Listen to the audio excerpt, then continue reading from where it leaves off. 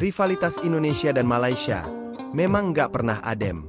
Dan kini, panas itu kembali terasa. Bahkan sebelum peluit pertama berbunyi, seorang striker Malaysia mulai lempar pernyataan keras, singgung harga diri, dan ingatkan soal rivalitas sengit di Piala AFF U23 yang akan datang. Pertanyaannya, ini cuma sekadar psiwar? Atau isyarat kalau Malaysia benar-benar siap bikin kejutan lawan Indonesia? Kita bahas detailnya sekarang. Ajang Piala AFF U23 2025 akan segera bergulir dan dipastikan langsung menyajikan salah satu duel paling dinanti di Asia Tenggara. Pertemuan antara timnas Indonesia U23 melawan rival bebuyutan, Malaysia U23, di grup A dijamin akan menjadi sorotan utama. Jelang dimulainya Piala AFF U23, psiwar sudah mulai dilontarkan oleh kubu lawan. Striker andalan Malaysia U23, Abdul Rahman Daud, secara terbuka menyinggung rivalitas sengit yang selalu menyelimuti pertemuan kedua negara. Penyerang yang membela Selangor FC itu mengaku tidak sabar untuk segera bertarung di atas lapangan. Ia sadar betul bahwa laga melawan skuad Garuda Muda bukan hanya tentang perebutan 3 poin, tetapi juga tentang harga diri dan kebanggaan sebuah bangsa. Dalam pernyataannya, Abdul Rahman Daud tidak hanya berbicara mengenai panasnya rivalitas kedua tim. Ia juga mengungkapkan ambisi pribadinya untuk mengulang memori indah di masa lalu bersama timnas kelompok umur Malaysia. Abdul Rahman Daud menegaskan bahwa ia dan rekan-rekannya menyadari sepenuhnya bahwa pertemuan melawan timnas Indonesia U23 selalu lebih dari sekadar pertandingan biasa. Laga klasik ini selalu dibalut dengan atmosfer panas dan pertaruhan gengsi yang sangat tinggi antara kedua negara. Menurutnya, laga perdana melawan Indonesia ini adalah kesempatan yang sangat baik untuk memulai turnamen dengan hasil positif. Kemenangan tidak hanya akan memuluskan jalan ke babak semifinal, tetapi juga akan memberikan kebanggaan luar biasa bagi para pendukung Harimau Malaya Muda. Ini menjadi kesempatan bagus untuk mengawali musim ini dengan baik, ujar Abdul Rahman Daud seperti dikutip dari Stadium Astro. Kita tahu rivalitas sengit antara Malaysia dan Indonesia. Sambungnya, menegaskan pemahamannya akan tensi laga. Tidak hanya termotivasi oleh api rivalitas, Abdul Rahman Daud juga memiliki ambisi pribadi yang besar untuk diwujudkan dalam turnamen ini. Ia bertekad untuk membawa skuadnya saat ini mampu mengulangi pencapaian gemilang yang pernah ia rasakan di masa lalu.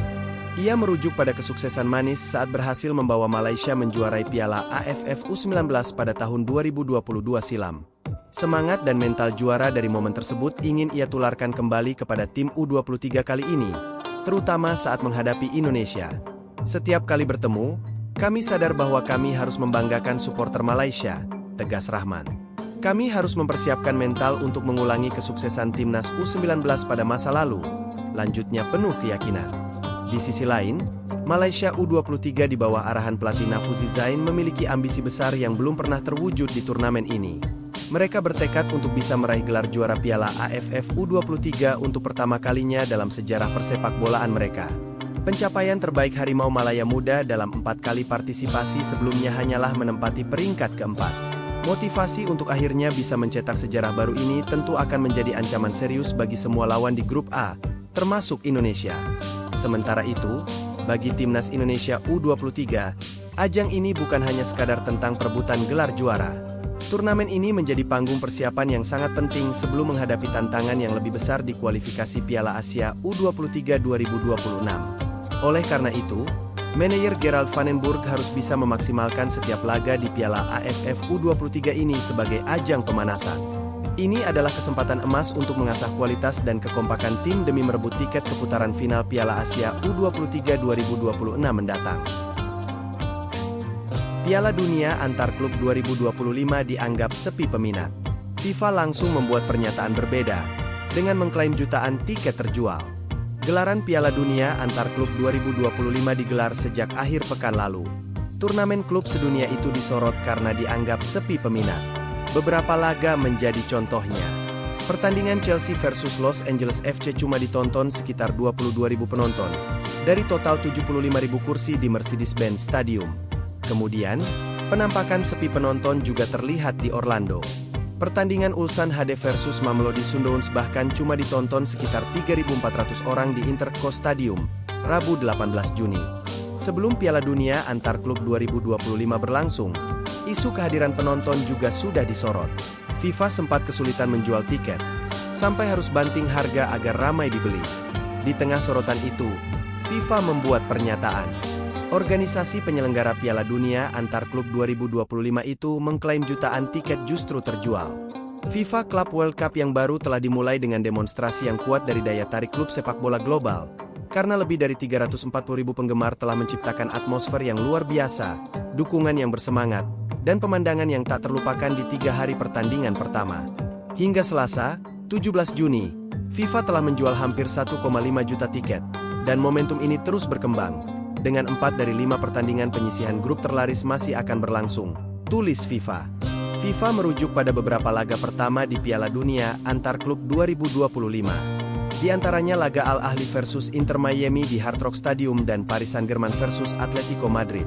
Penonton yang bersemangat dan riuh sebanyak 60.927 orang memenuhi Stadion Hard Rock Miami pada Sabtu 14 Juni untuk pertandingan pembuka antara juara Afrika, Al Ahly FC, dan tim Major League Soccer, Inter Miami CF, tulis FIFA. Sehari kemudian, 80.619 penggemar memadati Rose Bowl yang ikonik di Los Angeles untuk menyaksikan raksasa Eropa, Paris Saint-Germain dan Atletico de Madrid, jumlah penonton terbesar yang pernah dihadapi oleh kedua klub tersebut selama musim 2024-25, lanjut pernyataan FIFA. Membaca data jumlah penonton setelah seluruh pertandingan pertama babak penyisihan grup, bisa disimpulkan penggemar sepak bola hampir tidak peduli dengan turnamen ini. Terdapat lebih dari 400.000 kursi kosong dari 979.373 yang tersedia di 9 stadion tempat laga berlangsung. Jumlah penonton terendah adalah ketika klub Afrika Selatan, Mamelodi Sundowns, bertemu tim Korea Selatan, Ulsan HD, yang hanya ditonton 3.412 orang, 13% dari kapasitas stadion. Adapun ketika salah satu raksasa Eropa, Chelsea, bertemu Los Angeles FC, hanya ada 22.137 penonton atau 31% dari kapasitas stadion. Menurut FIFA, per 17 Juni, mereka telah menjual hampir 1,5 juta tiket. Namun, jumlah itu hanya sekitar 37% dari total kapasitas 4 juta kursi yang tersedia dalam 63 pertandingan Piala Dunia antar klub 2025.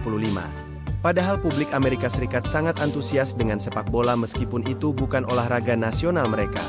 Piala Dunia 1994 menjadi Piala Dunia dengan total penonton tertinggi, 3,56 juta, sepanjang sejarah. Kompetisi sepak bola AS, MLS, pada 2024 adalah liga dengan total penonton terbanyak kedua di dunia, 12,1 juta, mengalahkan Bundesliga, 12 juta, Serie A, 11,6 juta, dan La Liga, 10,7 juta. Selain minim peminat, sejak awal, Piala Dunia antar klub juga memunculkan kontroversi karena dinilai mengabaikan keselamatan pemain. Hal itu terkait bertambah padatnya jadwal yang dihadapi pemain dalam satu musim karena perubahan format turnamen ini, menyusul perubahan format Liga Champions dan laga-laga di tim nasional. Rodri, gelandang Manchester City, pada 2024 mengungkapkan para pemain ingin mogok terkait padatnya jadwal ini.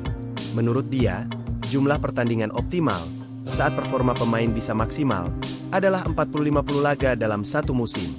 Kini pemain